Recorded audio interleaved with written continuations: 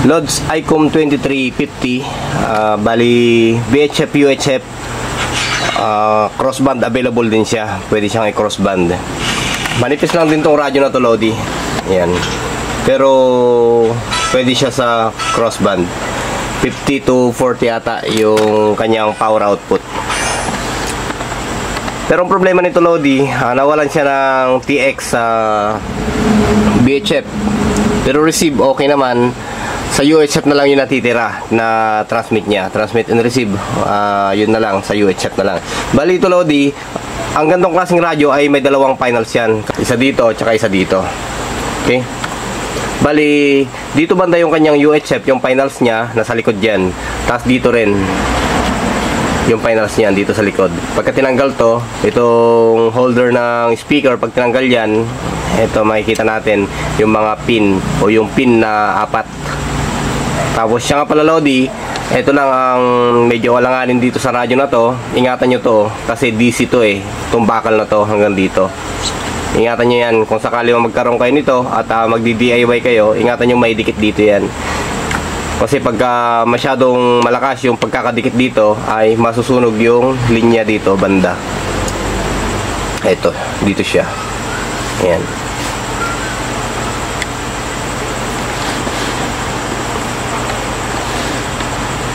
Okay. Ngayon, Lodi, check natin.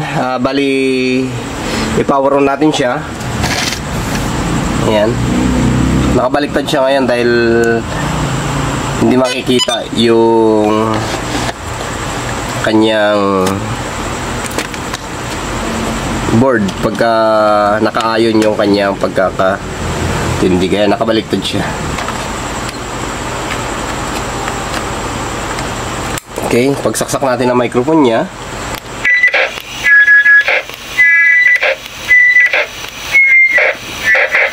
Sound testing. Check. Nakabatak pa yung kanyang volume, Lodi. Yung mic gain niya nakabatak. 1, 2, 3, 4. Ayan o. Mahalata nyo kasi, Lodi, pagka naka-adjust mabuti yung kanyang mic gain. Kung papansinin natin itong receiver natin dito, ayan. Papansinin natin yan, pipiga ako. Sound check. Sound.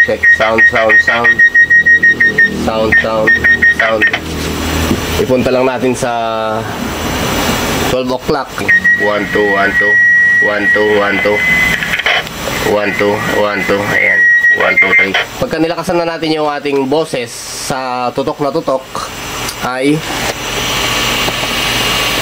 nagpapatay sindi na yung kanyang ilaw sa receive o sa kabilang radio. Ngayon, Lods, check muna natin yung kanyang mic gain. Hanapin natin. I-off muna natin. Yan. Tanggalin natin to. Yan.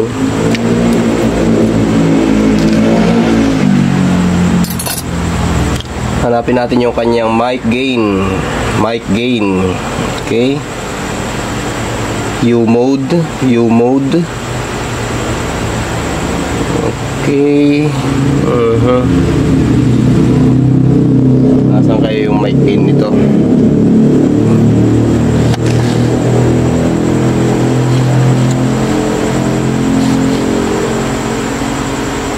Check natin tong isang trimmer na to, Lodi. Ayan, baka sakaling siya to. Ayan. Ngayon, power on na natin uli. Ayan.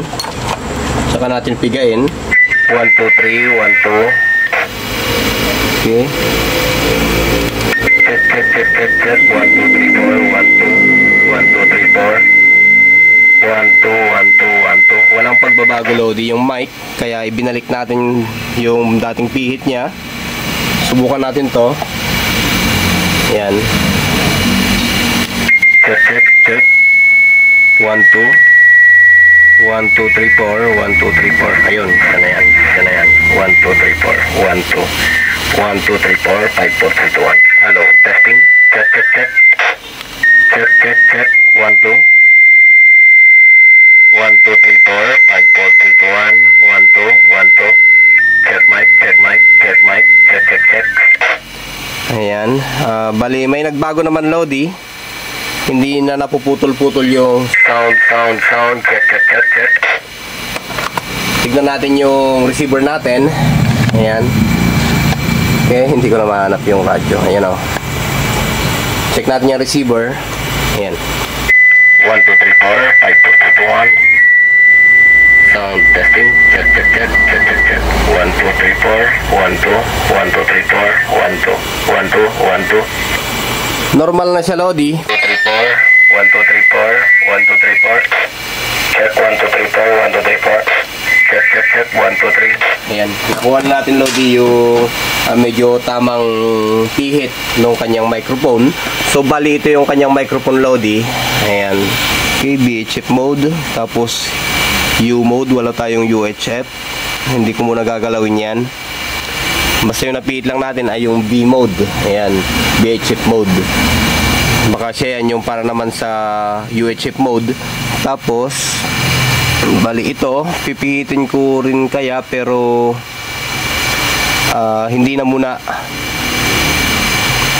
Kasi katabi siya ng mga capacitor eh. Ayan o, tsaka katabi siya ng crystal. Baka mag-iba ng pihit yan. May iba tayo ng landas. Pero subukan natin nga itong isa na to. Yung sensitivity, Lodi, hindi nawawala eh. Yung umiit-it siya. 1, 2, 3. 1, 2. Check, check. Check, check. Check, check, check.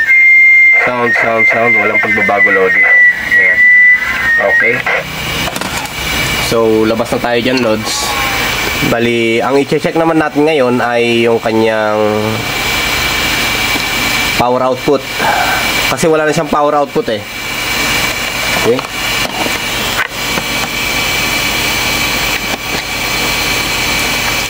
Ito, itusok natin yung ground. Tapos, ipunta natin sa AC. Ayan.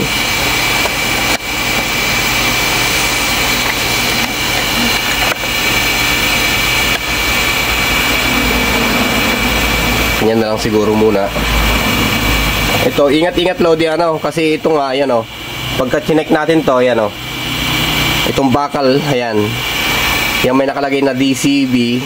Pag chinek natin yan, ay mayroong power. Ibig sabihin, power yan ng ating power supply. Kaya ingat-ingat, baka matikitan nyo yan. Tapos huwag din kayo nagtatanggal ng mga clip na ganito. Ito, yung mga holder ng, o ibig kong sabihin, yung mga nagpe-press sa mga IC na nakadikit sa katawan ng radyo. Huwag kayong basta-basta sumisikwat nito na nakasindi yung radyo. Sa ibang radyo siguro pwede, pero ito, pagka sinikwat mo dito at tumama ka dito, ayan, mag-i-spark to. Kasi negative na to, ito na yung positive nyo. Okay? Sound check. Ito, Lodi, yung output pin ng finals. Ayan. Tututukan natin yan, tsaka natin pigain. Sound check. Sound check. Sound check. Hindi man gumalaw, Lodi, yung ating tester sa ECB. Ngayon, itong sumunod na pin, ayan. Ayan, kung napansin nyo, pumitik yung ating multi-tester kahit naka-ECB tayo. Na-detect lang niya na mayroong power na pumasok, which is ito yung 12 volts. Ayan. Standby na 12 yan, o kaya 13, depende sa ipapasok nyo. Tapos ang sumunod na pin naman, Lodi, ay ito. Ayan.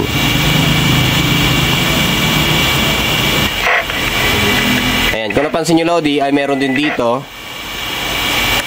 Nakalimutan ko na yung sa mga content natin, Lodi, mayroon yan. Nakalimutan ko na lang din kung anong tawag dyan eh. Ayan siya. Tapos, Lodi, dito naman sa pre-drive ay mayroon.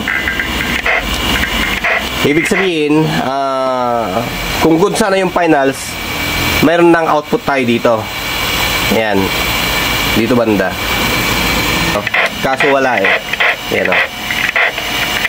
Check natin yung multi-tester. Ayan. Tutukan natin itong tinuturo kanina. Ayan o, wala. Ito rin, yung output pin ng final ay wala din. Ayan o.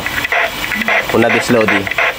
Pero yung pangunahing pangailangan ng final ay mayroon. Mayroon siyang 12, Tapos meron pa siyang isa na nag-titrig, tapos meron din siyang pre-drive meron. Kaya ibig sabihin, Lods, yung tatlong kailangan ng final para maglabas siya ng malakas na power output ay kumpleto dito sa board. Kaya ang papalitan dito ay yung kanyang final lang.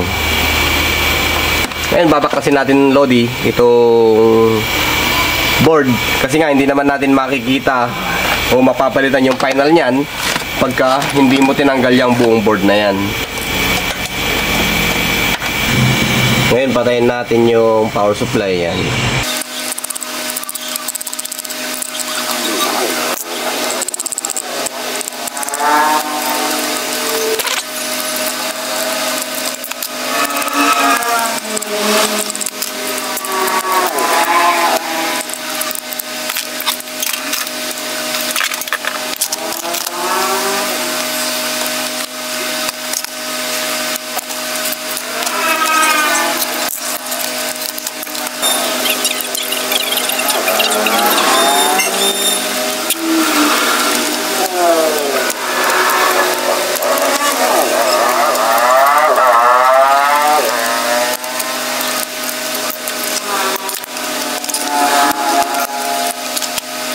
Kung mapansin natin, Lodi, ay luma na rin yung radio.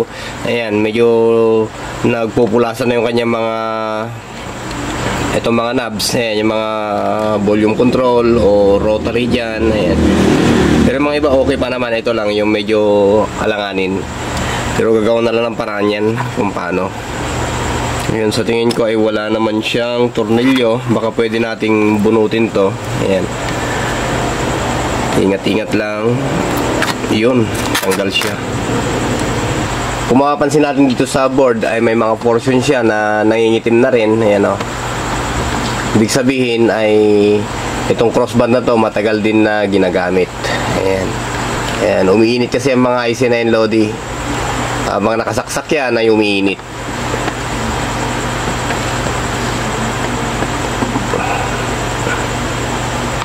Kung pansinin din natin dito sa kanyang aluminum, ayan, o, may mga itim-itim din siya. Ayan. Sa init din yan, nagmantsa na siya. Ayan. Ngayon, check natin bunutin yung kanyang board. Pero tatanggalin muna natin to.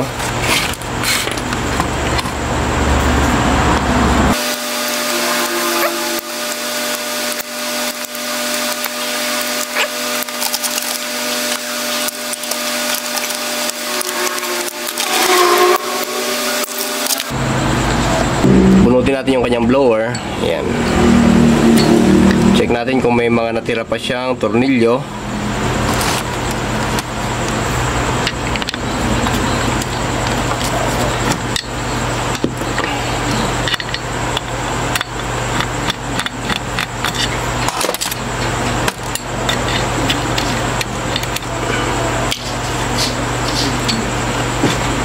Subukan natin hilain to pataas. Yan.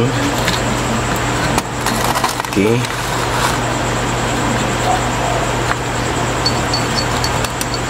Yun. Tanggal na siya. Matagal na panahon na rin to, Lodi, itong radyo na to. Kung hindi ako nagkakamali, Lodi, around year 2000 ata ito. Andiyan naglalaro yung taon kung kailan yung kausuhan nitong radyo na to. Ayan. Kung mapapansin natin, ayan, o. Ito, may pagkakamali akong nasilip dito sa kanyang aluminum. Itong kanyang buong casing. Ayan. Ito kasi, Lodi, itong buo na to ay yung kanyang heatsink na yan. Ito yung nagsisilbing katawan ng radyo. Andito yung final. Ayan, o. Yung kanyang UHF at nandito rin yung kanyang VHF. Kung bakit binutas to, ayan, o. Kung bakit binutas yan, dapat hindi binutas to, Lodi, kasi nga nung binutas yan, isang tornilyo na lang yung kumakapit sa final. Kaya ibig sabihin, pagka maluwag tong tornilyo na to, maaring andito lang sa parte na to yung init, andito sa gawi dito. Sa gawi dito, hindi naman naigpitan, kaya hanggang dito lang siya. Kahit dito sa kabila, ayan, hanggang dito lang siya. Kasi nga hindi nakapix to eh. Kasi binutas nila, nawala na ng tornilyo. Hindi na perfect yung pagkakahapit ng final Lodi. Ito siya. Imbis na yung init ng final ay buong-buo na i-absorb nitong aluminum case na to, ay wala na. Siyempre nga, nabutasan na to, kulang na yung tornilyo niya. Okay? Ayan o, halatadong nabutas talaga siya, binutas. Ewan ko kung ano nilagay dito, baka additional na pan. Pero pag naglagay ng additional pan, huwag nyo nang pakialaman Lodi yung mga tornilyuhan. Huwag nyo nang bubutas-butasan na ganyan, kundi patungan nyo na lang ng pan dito. Ito nga Lodi, ayan o, nabutasan siya. Kaya dito na lang yung nakakapit. Okay, check natin yung kanyang final. Ito siya, yung kanyang final. Ayan siya o, ayan.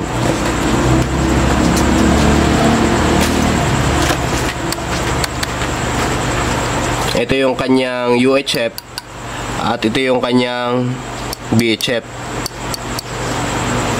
Ayan o, pati yung final ay nadamay. Ito rin. Sayang. Tapos ayun, hindi ko alam kung may tumamang debris dito sa radyo na to. Ayan o, check natin kung anong model yung final. Ito siya Lodi, 1091 Lodi. Ayan, parehas sila ng final ni Alinco 261, DR130. Yun nga, nabanggit ko. Pwede rin sa ICOM to. Lahat naman pwede itong finals na to. Kahit sa 2200 pwede to, pero kailangan mo lang ng conversion. Ko-convert mo yung paa para magamit tong finals na to. Pero yung 2200 mo ay magiging 50 or something lang yung kanyang watts. Okay? Ngayon, buksan natin to kung bakit nawalan ng transmit tong radio na to. Ayan.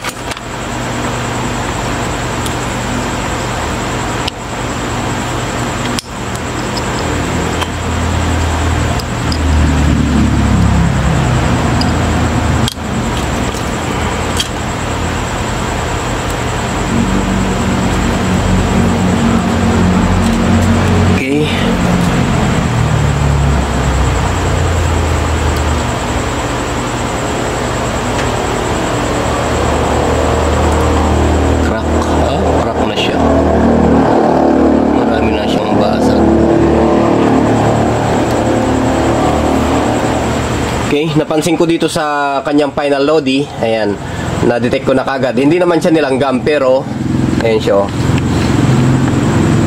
Marami siyang crack final siya. Ito ay crack na, ayan, hanggang dito. Ito siya, putol na yan. Yung ceramic niya ay nag-crack na. Tapos meron din dito ako nasisilip na parang crack niya. Sa camera kasi Lodi, medyo mahirap tignan yan, pero pagka tinitigan mo mabuti sa mata, ay makikita mo yung crack. Meron din siya dito sa gawi. Hindi ko sure Lodi kung makakasurvive to sa hinang. Kasi nga, ibabala natin sa hinang to, yan. Tapos hihinangan natin uli. Hindi ko sure kung makakasurvive kasi marami na siyang crack. Pagka nasa 3-4 kasing crack, ay medyo mahirapan kang maghinang dyan o magdikit. Kasi nga, tatakbo itong ceramic. Ayan. Tatakbo itong ceramic na to, magkakahiwa-hiwalay yan. Kaya siguro, mas magandang paraan dyan ay palitan na lang. Pero subukan ko muna, gawa ng paraan, kung kayang gawa ng paraan. Pero yun lamang Lodi, ang problema natin dito ay itong final. Kasi putol na siya, naputol talaga yung kanyang finals. Pinakita ko lang tong radyo na to kung bakit nawalan siya ng TX. Yun nga, ang naging findings natin dito ay crack finals.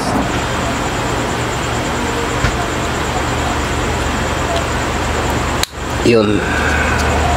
Papalitan na lang natin to Lodi. Baka tanungin nyo Lodi kung saan nakukuha yung pagka-crack ng finals. Halimbawa ito Lodi, ito yung final, ito rin eh. Ayan. May mga time din na nagka-crack yung finals na mga ganito. Ito yung mga finals na maliliit sa mga Alpha Tango 02N. May time din na nagka-crack yan. Itong mismong ceramic na to ay nagka-crack yan, na hihiwa yan o napuputol, nababasag. Ibig kong sabihin, marami na akong sinabi. Ayan. Kasi nga sa sobrang init. Pagka napabayaan natin, piga lang tayo ng piga, halos hindi na natin mahawakan yung radyo. Sobrang init na. Ito, hindi nakakayanan ng ceramic na to, yan o. Nababasag yan. Kaya nagkakahiwa-hiwala yung hinang. Yun Lodi, yung finals ni 2350 ba? Itong check ko nga Lodi, i-double check ko. Ayun, 2350 nga. Itong finals na to ay napahirapan din to siguro. Napabayaan din na nagmalfunction yung kanyang blower, kaya nag-init tong kanyang finals. Ang pagkakalam ko ay hindi naman first owner si Tito Tonet Gargolis dito sa radyo na to, at naikwento niya rin sa atin na matagal daw na ginamit sa crossband repeater to sa Bicol. Ayun. So yun nga siguro nung natapos na yung serbisyo nito sa Bicol bilang isang crossband, ay napasa kanya na itong radyo na to. Ayan. Nung napasa kanya to ay okay pa naman, pero nung habang ginagamit-gamit na niya ay doon na bumigay itong kanyang finals. Siguro napahirapan din to nung araw. Ayan, kita naman sa mga ibang location ng board na talagang nangitim na. Shoutout pala dyan Tito Tonet, si Gargolis dyan sa Metro Manila, Las Piñas. Magandang buhay po dyan. So ito lang yung papalitan natin, manong ko Tonet, itong kanyang final.